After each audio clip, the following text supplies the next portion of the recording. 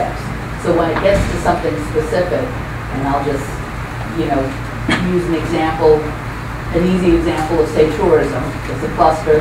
It is likely to be one of the goals one among many goals in the sets. And that meeting, that subcommittee can meet on the coast. They could meet on the coast and inland, or it could just focus on the coast. There are a number of ways in which coastal representation can be achieved. Before we move on, just a suggestion.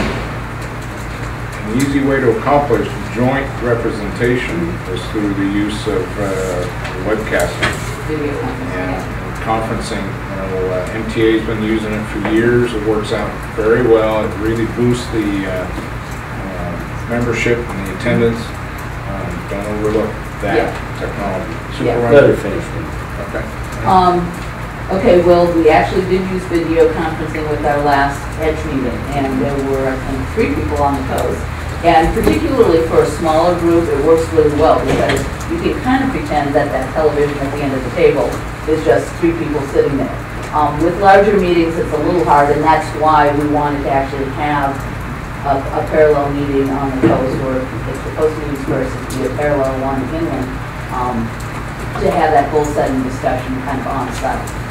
So I'll just quickly finish going through this, and then John can make his comment. So December consent calendar, designating WIB as a strategy committee.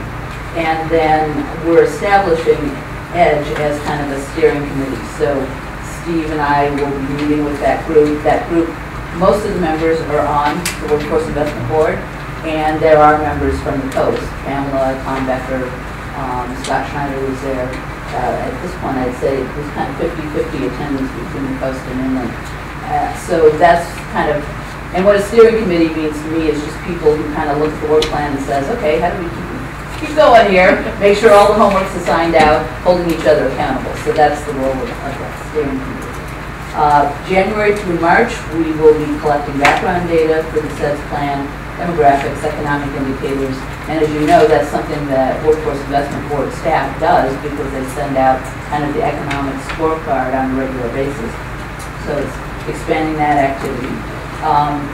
Then in March and April are those 2 meetings that I was talking about, really focusing on the goal setting and having it in 2 areas of the county.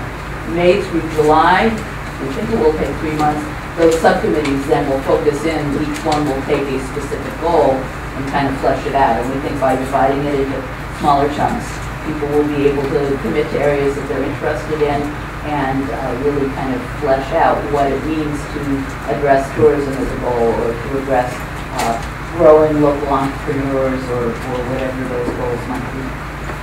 In August, and this will be focused more on staff from the different agencies at that point, is putting the draft plan together with all the materials that will come forward, presenting it to the board, conducting the public review in September, revising and finalizing it in October, presenting it to the board in November, sending it to the government in December, and there's enough time built in there so that there can be additional public discussion, board discussion at any point along the way. So in a nutshell, that's the work plan we're looking at, and as we move forward into 2009, we'll actually put dates on some of these things and assign particular meetings to them, but right now it's a monthly program.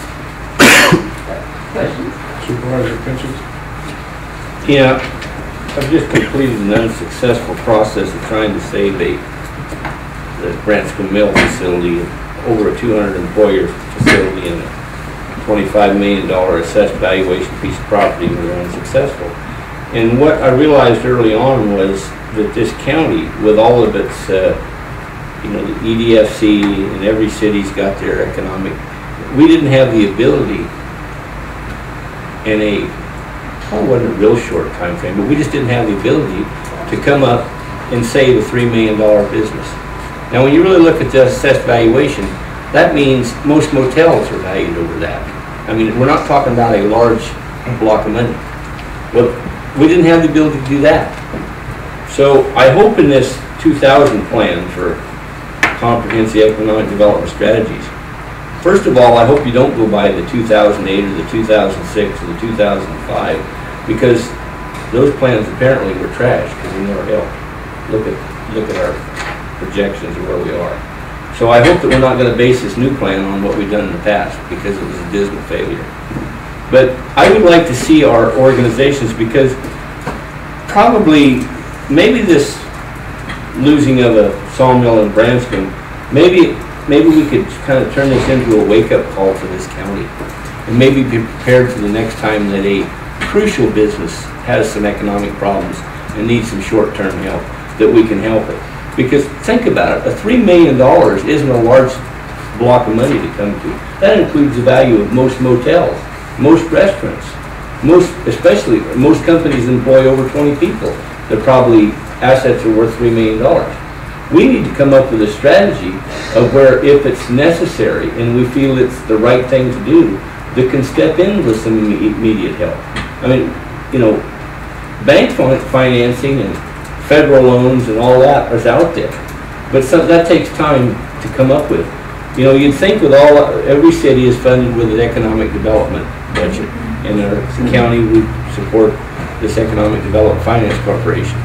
So, but we don't have the ability to help. When you look at that dollar amount, that's most businesses that generate any type of employment, and so we're not prepared to help anybody.